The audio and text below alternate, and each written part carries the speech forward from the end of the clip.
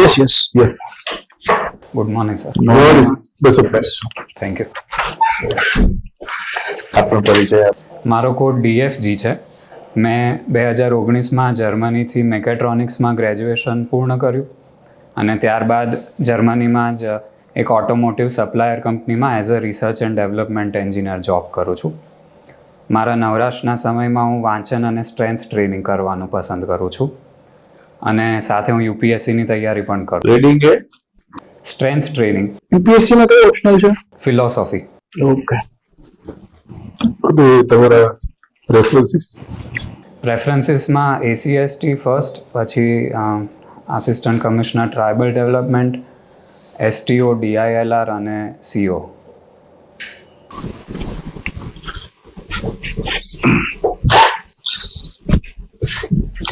તમે જર્મનીમાં આટલું સરસ ભણ્યા છો અને સરસ ત્યાં જોબ છે, આ બધું આટલું સરસ ફોરેન ની લોકો અહીંયાથી જઈ રહ્યા છે ત્યારે તમે ત્યાંથી મૂકીને હા ડિપોર્ટ તો નથી કર્યો ના, હું રજા પર અત્યારે ચાલી રહ્યું છે ને ટ્રકનું એટલે. અને તો શું એકદમ આવું શું તમને આમાં ઇન્ટરેસ્ટ આવી ગયો કે લાવો આપણે GPSC ને UPSC ની પ્રિપેરેશન? સર, 2-3 કારણો છે. એમ તો હું જ્યારે જર્મની ગયો ત્યારથી જ મારે ત્યાં કાયમી રીતે સ્થાયી નહોતું થવું, પાછા આવવું હતું અમુક વર્ષો બાદ. અને બીજું એ કે અત્યારે મારી જોબ ઘણી સારી છે પણ એમાં એક લેવલ પછી એક સેચ્યુરેશન આવી જાય છે અને પછી મેં અલગ અલગ ઓપોર્ચ્યુનિટીઝ ઇન્ડિયામાં રિસર્ચ કરી અને એમાં મને સિવિલ સર્વિસીસનું જે વૈવિધ્ય છે અને ડાયનામિક નેચર છે તો મને લાગ્યું કે મારા માટે વધારે લોંગ ટર્મ સૂટેડ રહેશે. આ જે SC/ST છે એમાં કોઈ ડાયનેમિઝમ નથી, એમાં તો સ્ટેટિક જોબ છે બિલકુલ, જેમ તમે ત્યાં કહો છો જર્મનીમાં. એમાં એક જ કામ છે, ટેક્સ ટેક્સ ટેક્સ ટેક્સ, સરકારનું જે ટેક્સ, આ ટેક્સ નહીં તો બીજો ટેક્સ, એ જ છે એમાં.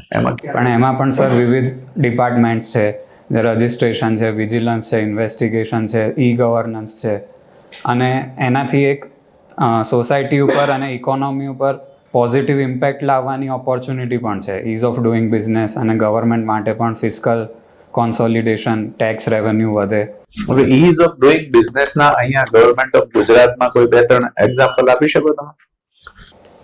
એક આ વાઇબ્રન્ટ સમિટ છે જેમાંથી ઇન્વેસ્ટમેન્ટને સપોર્ટ મળે છે. ઇન્વિટેશન ઓફ ઇન્વેસ્ટમેન્ટ છે. ઇઝ ઓફ ડુઈંગ બિઝનેસ ગવર્મેન્ટે કોઈ બિઝનેસ કરવામાં સરળતા થતી એવી કોઈ ગવર્મેન્ટની પોતાની જેમાં વ્યવસ્થા કરી આપી હોય? મને ગુજરાત ગવર્મેન્ટનું બહુ ડિટેલમાં તો નથી ખબર. સેન્ટ્રલ ગવર્મેન્ટનું કહો. સેન્ટ્રલ ગવર્મેન્ટમાં આ IBC છે, ઇન્સોલ્વન્સી એન્ડ બેન્કરપ્સી કોડ, કે જેનાથી જે બિઝનેસમાં જે ટ્વિન ડેફિસિટનો પ્રોબ્લેમ છે ઇઝીલી સોલ્વ થઈ જાય. અને સિંગલ વિન્ડો ક્લિયરન્સ છે. અમુક જગ્યાએ જ્યાં રેગ્યુલેટરી બોટલનેક છે આ બજેટમાં જ એની વાત થઈ છે રેગ્યુલેટરી રિફોર્મની. એટલે આવું તમે કોઈ સરકારી કચેરીમાં, ગુજરાતમાં કોઈ જગ્યાએ સરકારી કચેરીમાં જવાનું થયું છે? ના સર, એકવાર ખાલી મેરેજ સબ રજિસ્ટ્રારની કચેરીમાં. ત્યાં કોઈ ઇઝ ઓફ ડુઈંગ બિઝનેસ જેવું તમને જોવા મળ્યું? ઓનેસ્ટલી ત્યાં તો નહોતું જોવા મળ્યું સર. અચ્છા, મને મેકેનિક્સ અને મેકાટ્રોનિક્સ આ બંનેમાં ડિફરન્સ શું છે સમજાવી શકો? મેકેનિક્સ એટલે પ્યોરલી મિકેનિકલ એલિમેન્ટ્સનો સ્ટડી છે અને મેકેટ્રોનિક્સ એ ઇન્ટરડિસિપ્લિનરી. અત્યારે આર્ટિફિશિયલ ઇન્ટેલિજન્સ એ મેકાટ્રોનિક્સમાં કેવો રોલ ભજવી શકે? જે IoT છે, ઇન્ટરનેટ ઓફ થિંગ્સ, એમાં AI થી પાવર થઈ શકે એ વસ્તુને જે મિકેનિકલ અને ઇલેક્ટ્રિકલ કમ્પોનન્ટ. તમે જર્મનીમાં રહ્યા છો, ત્યાં આગળ કારનું આટલું સરસ છે, મને એમ કહો કે આવનારા દિવસોમાં તમે આર્ટિફિશિયલ ઇન્ટેલિજન્સ ઇન વ્હીકલ્સ એમાં શું જોઈ રહ્યા છો કે આવનારા દિવસોમાં AI છે વ્હીકલમાં શું શું વધારે કરી શકે? ઓટોનોમસ ડ્રાઇવિંગ સિસ્ટમ્સમાં એનું એપ્લિકેશન હોય છે, જેમ કે જે એન્વાયરમેન્ટનું જે સેન્સર્સ હોય છે કે આગળ કોઈ માણસ જાય છે અથવા કોઈ કાર જાય છે, એનું રેકોગ્નિશન જે છે AI સિસ્ટમ્સ દ્વારા થતું હોય છે.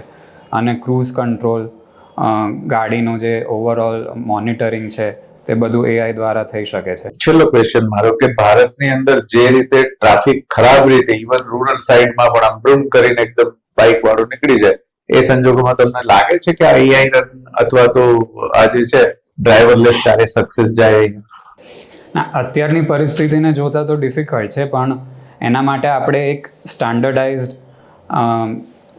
ટ્રાફિક સિસ્ટમ પહેલાં ઇમ્પ્લિમેન્ટ કરવી પડે કે દરેક જગ્યાએ અમુક ડિસ્ટન્સ પર કેમેરાઝ હોય, અને સૌથી પહેલાં બિહેવિયરલ ચેન્જ પણ જોવે લોકોમાં, તો જ ઇમ્પ્લિમેન્ટ થઈ શકે. તો એક મને પેનલ્ટી માટે એક છેલ્લો ક્વેશ્ચન એ પૂછી લઉં, તમારું ફિલોસોફી છે કે ભારતીય દર્શન અને વિશ્વનું દર્શન, આ બંને દર્શનમાં ફરક શું છે? સર, ભારતીય દર્શન જે છે તે એટલે આપણા જે દાર્શનિકો હતા એમણે એ દર્શન જીવેલું પણ છે. પ્રેક્ટિકલ એલિમેન્ટ્સ એમાં વધારે છે વેસ્ટર્ન ફિલોસોફી કરતાં. અને ભારતીય દર્શન જે છે એના જેમ કે ષડ દર્શન છે આસ્તિક દર્શનમાં, એમાં મેટાફિઝિક્સ, એપિસ્ટમોલોજી એ બધા પાસાઓને આવરી લે છે, જ્યારે વેસ્ટર્ન ફિલોસોફી થોડી વધારે સ્પેશિયલાઇઝ છે. તમે એમ કહું કે રેગ્યુલેટરી રિફોર્મ્સ આ બજેટમાં જોવા મળે છે, કયા રેગ્યુલેટરી રિફોર્મ્સ તમે જોવા મળે? સર, ડિટેલમાં મેં હજી એનું સ્ટડી નથી કર્યું. તો શેના આધારે તમે કહ્યું આ સ્ટેટમેન્ટ શેના આધારે? અમે જે સમરી, જે બજેટ સ્પીચ મેં વાંચી હતી, એમાં જે સમરી રેગ્યુલેટરી રિફોર્મ્સ એટલે મોસ્ટલી એમાં હજી અમુક જગ્યાએ મલ્ટિપલ જગ્યાએ ક્લિયરન્સ લેવો પડે છે. ત્યારબાદ જે ડિલેસ થતા હોય એ બધાની વાત છે. મલ્ટિપલ જગ્યાએ ક્લિયરન્સ લેવું પડે છે એટલે ડોક્યુમેન્ટેશન, પછી પરમિશન્સને સેન્ટ્રલ ગવર્મેન્ટની પરમિશન લેવી પડે, સ્ટેટ ગવર્મેન્ટની પરમિશન. એટલે તમારું શું, એના માટે તમે શું સજેસ્ટ કરો? Single window system? હા, સિંગલ વિન્ડો સિસ્ટમ હોય તો સારું. જર્મનીમાં તમે જોઈ એવી સિસ્ટમ? જર્મનીમાં હા સર, એવું જ છે. એક એની દરેક સિટીમાં જ્યાં ઇન્ડસ્ટ્રીઝ હોય ત્યાં એની એક ઇન્ડસ્ટ્રીયલ ઓફિસ જ હોય છે, ત્યાં જ બધું પતી જાય છે. તમે એક આસ્પેક્ટ પેલા કહો કે બિહેવિયરલ જે ચેન્જીસ છે, તમને જર્મનીની બિહેવિયરલ જે પ્રેક્ટિસ છે પ્રજાની એની અને આપણી, એમાં તમને કયો મોટો ડિફરન્સ, 2 કે 3 ડિફરન્સ બતાવો ને મને. ટ્રાફિકને લગતા અથવા બિહેવિયર, તમામ પ્રકાર. સર, ત્યાં જર્મનીના લોકો એકદમ સ્ટ્રેટ ફોરવર્ડ હોય, અને એટલે સામેવાળાને ખોટું પણ લાગે તો પણ સ્ટ્રેટ ફોરવર્ડ રીતે જ વાત કરે. અને અહીંયા આપણે થોડું વધારે ઓનેસ્ટીથી વાત કરે. હા, એકદમ ઓનેસ્ટીથી વાત કરે. ઓફિસમાં પણ કોઈ પણ વસ્તુ કોઈને ન ગમી હોય તો ફેસ ટુ ફેસ એ કહી શકે ને કોઈ ખોટું પણ ન લગાડે. આપણે ત્યાં કદાચ ઘર્ષણ થઈ જાય આ બાબતે, એટલે થોડું વધારે પોલાઇટલી અને થોડું સામેવાળાને ખોટું ન લાગે એ રીતે વાત. એટલે ઓનેસ્ટીની સામેનો છેડો તો આવે છે દંભ. ના, દંભ તો ન કહી શકાય, પણ એક કહેવાની રીત હોય એમ અલગ, થોડું વધારે સોફ્ટલી એમ. ચાલો, એક પછી ત્યાં ડિસિપ્લિન થોડું વધારે છે ડે ટુ ડે લાઈફમાં, દરેક એસ્પેક્ટમાં. અને ત્રીજું, એક જે વર્ક એથિક જે છે તે થોડું વધારે સારું છે ત્યાં ઇન જનરલ. હવે આપણે ત્યાં એના માટે તમે બિહેવિયરલ પેટર્ન્સ જે છે એમાં ચેન્જ લાવવા માટે તમે શું સૂચવશો? ઓવરઓલ તો સર એક અધિકારી તરીકે તમે તમારા શું પ્રયત્નો રહેશે? એઝ એન ACST તો હું ઓફિસમાં જ મારા સ્ટાફને હું મોટિવેટ કરી શકું કે લીવ બાય એક્ઝામ્પલ. એ CTD છે? હા, એટલે દરેક લીડરશિપ પોઝિશનમાં કે પોતે આપણે એક એક્ઝામ્પલ સેટ કરીએ કે ધારો કે ઓફિસ ટાઈમિંગ્સ હોય તો ટાઈમ પર આવવું, ટાઈમ પર જવું, કોઈ બને ત્યાં સુધી ટાઈમ વેસ્ટ ન કરવો કામના સમય દરમિયાન. એ રીતે આપણે એક એક્ઝામ્પલ સેટ કરી શકીએ. હવે ભારતની વિદેશ નીતિ બાબતે તમારું શું માનવું છે? કેવી છે અત્યારે? આપણે પહેલાથી ઝુકાવ છે કોઈની તરફ કે ના? કોઈ ઝુકાવ તો નથી. આપણે પહેલાથી નોન અલાઇનમેન્ટ પ્રિન્સિપલ્સ પર ચાલીએ છીએ, એટલે આપણે કોઈ તરફ ઝુકાવ વધારે નથી. એક મલ્ટીપોલર વર્લ્ડ માટે ઇન્ડિયાની ફોરેન પોલિસી. તો પછી આપણે બ્રિક્સના પણ સભ્ય છીએ, ક્વાડના પણ સભ્ય છીએ, તો આપણે આપણી ટોળી નથી બનાવતા કે અમારી ટોળકી? ના, આપણે SCOમાં પણ સભ્ય છીએ. બ્રિક્સમાં રશિયા છે અને ક્વાડમાં USA છે, એટલે આપણે બધા સાથે એક સમાન જ આપણું છે વલણ. અત્યારે મોટો પ્રશ્ન એક ચાલી રહ્યો છે બ્રેડ ટ્રેડનો, કે લોકો અહીંથી બહાર જઈ રહ્યા છે. તમે એમ કહો છો કે હું પાછો આવું છું, શું કારણ એનું? અને તો પછી તમારું ત્યાં જવાનું પ્રયોજન શું હતું? સર ત્યાં તો મારે હું જે યુનિવર્સિટીમાં હતો એક યુરોપમાં એક્સિલન્સ યુનિવર્સિટી કહેવાય છે, એટલે મારે ત્યાં એક વર્લ્ડ ક્લાસ એજ્યુકેશન અને એક્સપોઝર લેવું હતું, એટલે હું ત્યાં ગયેલો. અને પણ ત્યારથી જ મારે ક્લિયર હતું કે અમુક વર્ષો બાદ મારે ભારત પાછું આવવું છે. એટલે હું પ્લાનિંગ તો હું 2-3 વર્ષથી કરતો હતો, અને પછી થોડું રિસર્ચ કર્યા બાદ સિવિલ સર્વિસીસને મેં સિલેક્ટ કર્યું, અને એટલે 1-2 વર્ષથી એની જ તૈયારી કરું છું. શું આ મોટા મોટા ગોલ શું છે તમારા સિવિલ સર્વિસમાં આવવાના? એક તો એમ્પેથી છે સર, પછી ડિસિપ્લિન છે, અને ક્યુરિયોસિટી છે નવી વસ્તુઓ શીખવા માટે. એમ્પથી તમને શું કામ લાગશે?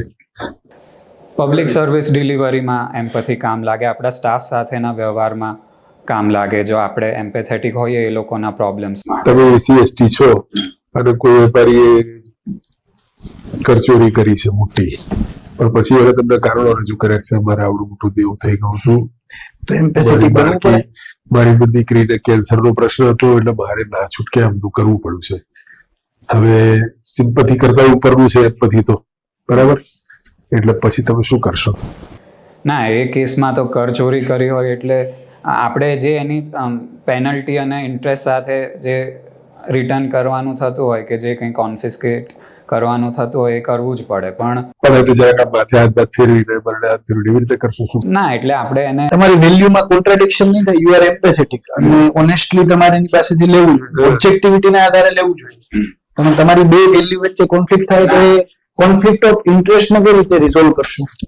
સર, આમાં એણે કરચોરી કરી છે એટલે એણે તો એક બહોળા જનસમૂહ સાથે અન્યાય કર્યો છે, એટલે આપણે એમ્પેથી એના પ્રત્યે એમ્પેથી દાખવીએ તો બીજા લોકો સાથે અન્યાય થાય, વધારે લોકો સાથે.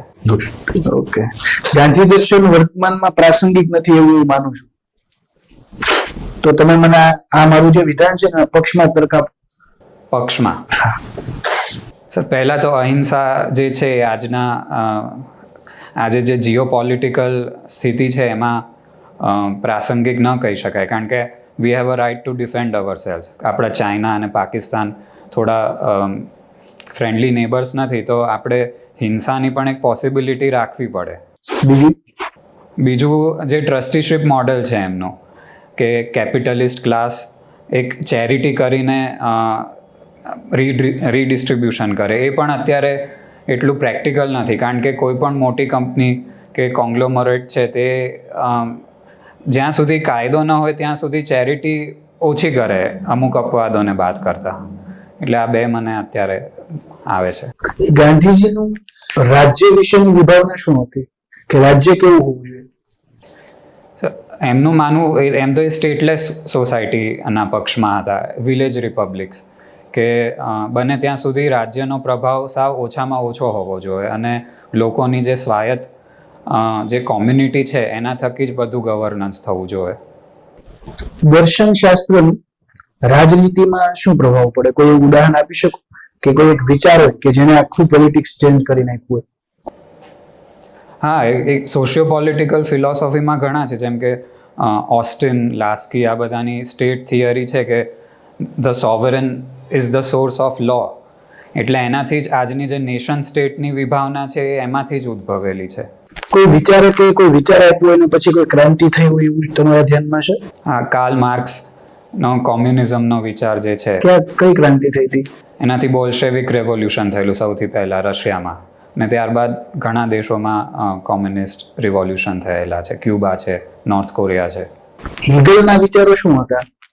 હેગલના પણ એવા જ વિચારો હતા કે સ્ટેટ જે છે એ એબ્સોલ્યુટ હોવું જોઈએ, અને એનો એક ડાયાલેક્ટિકની થિયરી હતી કે એક થીસીસ, એન્ટીથીસીસ, અને એમાંથી સિન્થેસિસ થાય, અને એ રીતે ઇવોલ્યુશન થયા કરે વિચારોનું.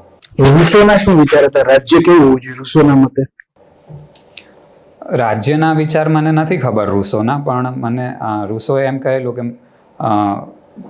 કે માણસનો જે સ્વભાવ છે તે સારો છે, ઇન્હેરન્ટલી સારો છે, એટલે આપણે એ રીતે માણસને ઘડવો જોઈએ.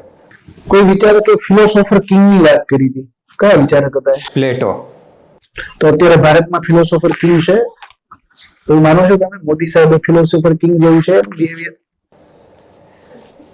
એટલે એ ફિલોસોફર તો એમને ન કહી શકાય, કારણ કે એમનું કોઈ દર્શન શાસ્ત્રમાં તો કોઈ યોગદાન નથી, પણ હા, એમનો જમીન સાથેનો જોડાવ અને એ ગ્રાસરૂટ લેવલ્સ પરથી ઉપર આવ્યા છે, એટલે એમને લોકોને અહીં તકલીફ. સોક્રેટિસે ડેમોક્રેસીનો શું કામ વિરોધ કર્યો હતો?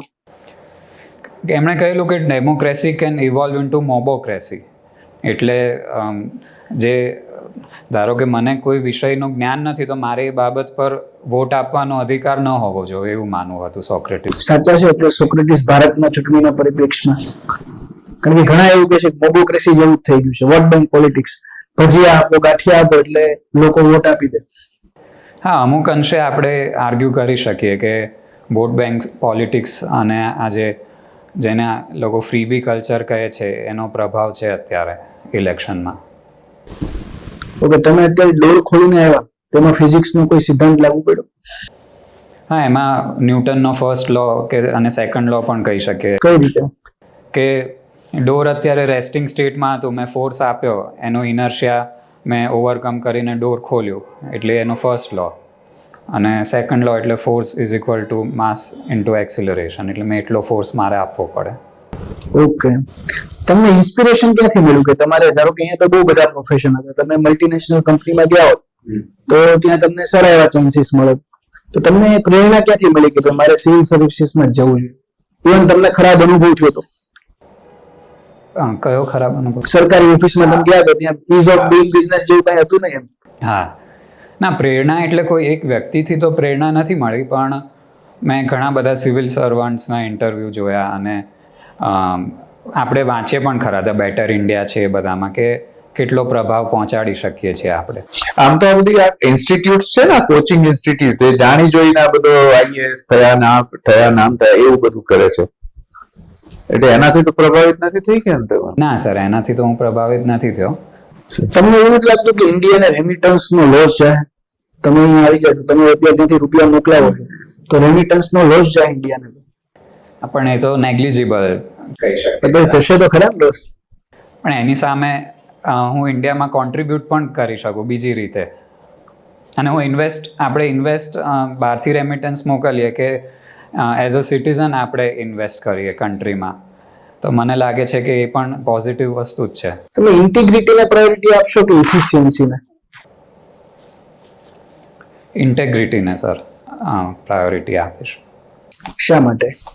કારણ કે લોંગ ટર્મમાં જોઈએ તો ઇન્ટેગ્રિટીને આપણે પ્રાયોરિટી ના આપીએ તો એ લોંગ ટર્મ લોસ વધારે જાય, કારણ કે એનાથી એક ખરાબ એક્ઝામ્પલ સેટ થાય અને પછી એક કરપ્ટ કલ્ચર પણ એનાથી ઉદ્ભવી શકે.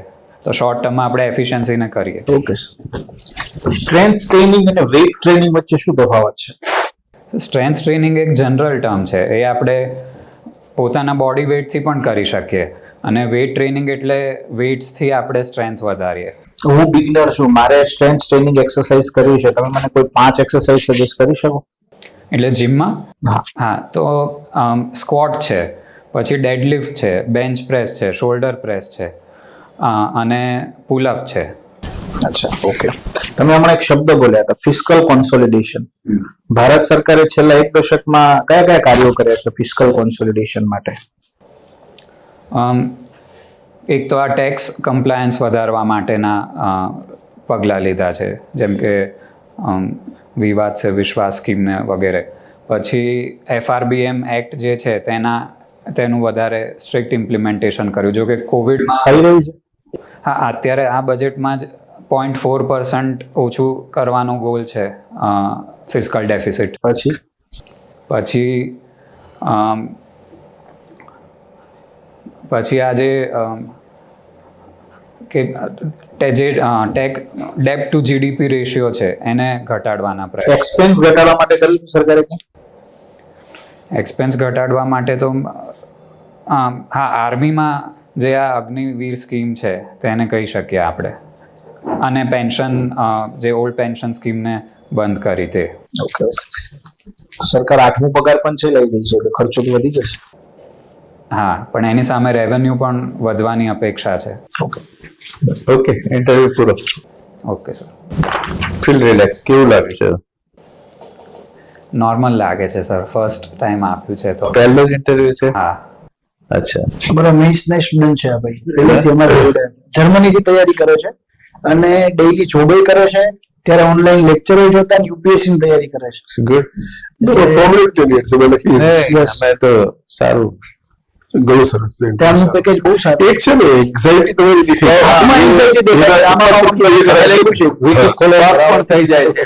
અને આ પહેરીને ના જતા આ પેન્ટ છે ને હા એ કાંડું કાંડો છો અને આ પેન્ટ બહુ વધારે પડતી ઊંચી લાગે છે.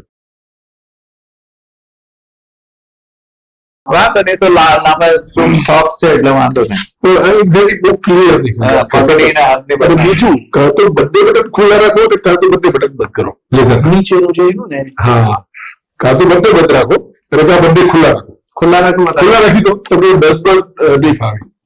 યસ અને હાથ તમે જે રાખો છો જુદી જુદી રીતે બરાબર છે, પણ આમ સ્ટેટિક ના કરો અને પેલી આમ મુવમેન્ટ નો એ જે ક્રોસ નહીં કરો ક્રોસ નહીં કરો બરાબર ને એ તમારી શોઝ યોર એક્ઝાઇટી.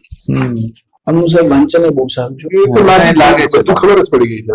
અમુક જગ્યાએ સોરી કહેવાનું શીખો, ના આવડે ત્યાં ના ના આવડે ત્યાં ના પાડે. Sorry. એને આન્સર ટૂંકમાં ના કરતા. અધરવાઇઝ યુ આર પ્રોગ્રેટેડ લગભગ તો આવી જવાનું.